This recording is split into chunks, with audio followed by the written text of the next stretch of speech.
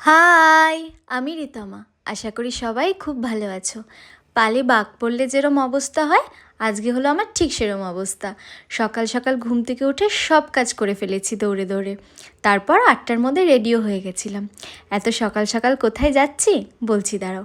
আজকে যাব হচ্ছে ব্যারাকপুরে, প্রিয়ঙ্করের মামাবাড়িতে। মামাবাড়িতে আজকে নারায়ণ পুজো আছে। আজ তো বুদ্ধ পূর্ণিমা ছিল, দিনটাও খুব ভালো। মা তো আগেই চলে গেছে, তোমাদেরকে বলেছিলাম। এখন আমরা দুজন যাচ্ছি। আসলে আমাদের ওপর দায়িত্ব পড়েছে হচ্ছে রান্নাবান্না করার। সেই জন্য সকাল সকাল রেডি হয়ে বেরিয়ে পড়েছি। কি বলো তো, আজকে রোদটা একদম কম, সেই জন্য কষ্টটা একটু কম হচ্ছে।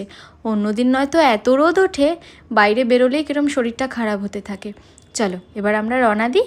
আচ্ছা, দেখতে দেখতে কিন্তু 29 দিন হয়ে গেছে।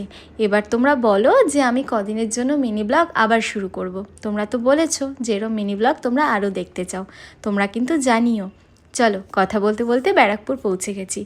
এই রাস্তাটা আমার ভীষণ প্রিয়, জানো তো। কত গাছ চারিদিকে, ভীষণ ভালো লাগে। এসেই কোনো রকম জামাটা পাল্টে হাত মুখটা ধুয়েই কাজে লেগে গেছি। আজকে মেনুতে হচ্ছে ফ্রাইড রাইস আর হচ্ছে পনির। রান্নাও বসিয়ে দিয়েছি। আর ওদিকে মা, দিদা, আরও অন্য দিদারা ছিল, সবাই পুজোর জোগাড় করে ফেলেছে। আগে পনিরটা করে নিয়েছিলাম, তারপর ফ্রাইড রাইসটা করব। এই যে এদিকে পুজো হয়েও গেছে, আর আমি ফ্রাইড রাইস বসিয়েও দিয়েছি। এবার সবাই মিলে খাওয়া দাওয়া করে নেব।